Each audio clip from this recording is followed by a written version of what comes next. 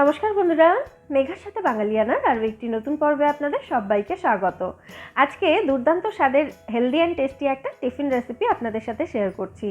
আটা এবং ডিম যে দুটো উপকরণ সবসময়ই অলমোস্ট আমাদের বাড়িতে অ্যাভেলেবেল থাকে, এই দুটো উপকরণ প্রধানত ব্যবহার করেই আজকে এই প্রিপারেশনটা আমি বানিয়ে দেখাচ্ছি।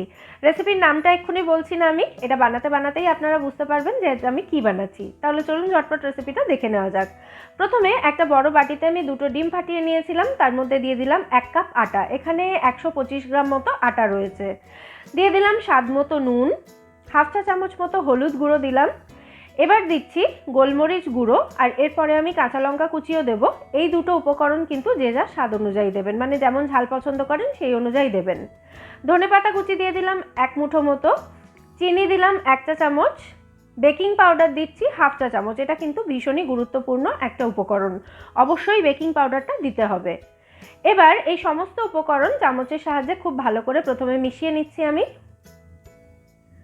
তারপর অল্প অল্প করে জল দিয়ে একদম থকথকে মানে ঘন একটা ব্যাটার আমাদের তৈরি করে নিতে হবে। অল্প অল্প করে জল দেবেন, তা না হলে কিন্তু ব্যাটার পাতলা হয়ে যাবে।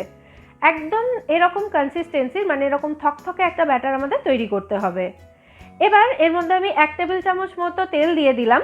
আমি একটু হেলদি বানানোর জন্য এখানে অলিভ অয়েল ব্যবহার করছি। আপনারা সর্ষের তেল বাদে যে কোনো কুকিং অয়েল এখানে ব্যবহার করতে পারেন। ভালো করে মিশিয়ে নেওয়ার পর 1 টেবিল চামচ মতো এখানে আমি পাতিলেবুর রস দিয়ে দিলাম। একদম চটপাটা একটা টিফিন এটা তৈরি হবে।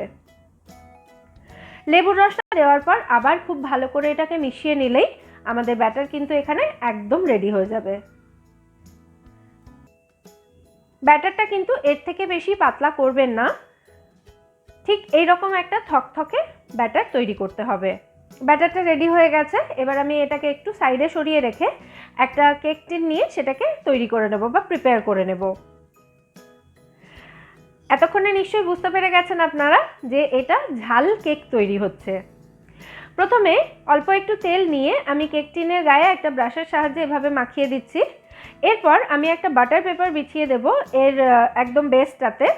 আপনাদের কাছে যদি বাটার পেপার না থাকে চিন্তা করার কোনো কারণ নেই, একটু শুকনো আটা নিয়ে এই তেলের ওপর থেকে ছড়িয়ে দেবেন। যেরকম আমি প্রত্যেকটা কেকের রেসিপিতে দেখিয়ে থাকি ঠিক সেইভাবে আটা ছড়িয়ে দিলেই কিন্তু কেকটা বেক হওয়ার পর খুব সহজেই বেরিয়ে আসবে। এবার ব্যাটারটা আমি কেক টিনের মধ্যে ঢেলে দিচ্ছি।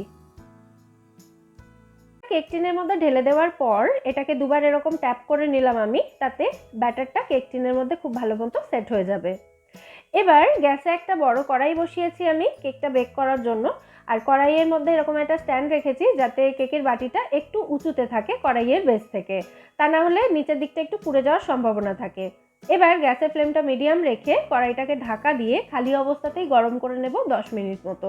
মানে এটাকে আমি প্রিহিট করে নিচ্ছি, তাহলে আমাদের গ্যাস ওভেন রেডি হয়ে যাবে। 10 মিনিট প্রিহিট করে নেওয়ার পর কড়াইয়ের ঢাকনাটা আমি খুলে দিয়েছি।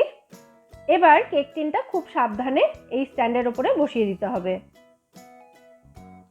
দেখুন এটাকে আমি বসিয়ে দিলাম।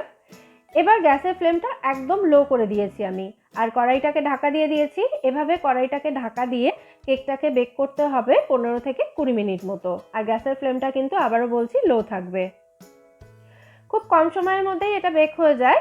15 মিনিট পর থেকে কিন্তু অবশ্যই এটাকে চেক করতে থাকবেন। চেক করার জন্য কি করবেন সেটা বলে দিই এবার। একদম কেক যেভাবে চেক করতে হয় প্রত্যেকটা কেকের ভিডিওতে আমি যেমন দেখাই তেমনভাবেই এটাকে চেক করতে হবে। একটা স্কিউয়ার নিয়েছি এখানে, এটাকে কেকের ঠিক মাঝখানটায় বা চারিদিকটায় গেঁথে আমি দেখে নিচ্ছি। যদি ব্যাটার লেগে থাকে এর গায়ে তাহলে বুঝবেন এটা কাঁচা রয়েছে। এর গায়ে দেখুন তেমন কিছু লেগে নেই, তার মানে কেকটা বেক হয়ে গেছে। ওভার বেক করবো না, তাহলে কিন্তু কেক শক্ত হয়ে যাবে। এবার এটাকে আমি বের করে এনেছি। একটু ঠান্ডা হলে তারপর আমি এটাকে মোল্ড থেকে বের করব বা কেক টিন থেকে বের করব। যখন দেখবেন কেক টিনটা হাত দিয়ে টাচ করতে পারছেন সেই রকম গরম থাকা অবস্থায় এটাকে বের করা যাবে কেক টিন থেকে। একটা ছুরি দিয়ে প্রথমে সাইডটাকে এভাবে স্ক্র্যাচ করে নিতে হবে। সাইডটা স্ক্র্যাচ করার পর কেক টিনটাকে এভাবে উল্টে দিলেই দেখবেন কেকটা খুব সহজে বেরিয়ে আসে। যেহেতু আমি এই কেকটার বেসটাতে বাটার পেপার দিয়েছিলাম সেই জন্য কেকটা বের করতে একটুও অসুবিধা হয়নি। আপনাদের কাছে বাটার পেপার যদি না থাকে তাহলে যেমনভাবে বললাম যে প্রথমে তেল মাখিয়ে নেবেন কেক টিনের গায়ে, তারপর শুকনো আটা বা ময়দা ছড়িয়ে তারপর ব্যাটারটা ঢালবেন, তাহলেই দেখবেন কেক বেক হওয়ার পর খুব সহজে বেরিয়ে আসছে। এবার আমি কেকটা কেটে দেখিয়ে দিচ্ছি এটা ভেতর থেকে কতটা সফট অ্যান্ড স্পঞ্জি হয়েছে। এখনও একটু ধোয়া উঠছে, দেখতে পাচ্ছেন। ভেতর থেকে একটু গরম রয়েছে, গরম থাকা অবস্থাতেই আমি এটাকে বের করেছি। দেখুন কতটা সফট আর স্পঞ্জি হয়েছে কেকটা, আর খেতে কিন্তু অসাধারণ টেস্টি হয়। এতদিন মিষ্টি মিষ্টি কেক খেয়েছেন, এবার ঝাল কেকটা ট্রাই করুন। আর এটা যতটা টেস্টি ততটাই কিন্তু হেলদিও হয়।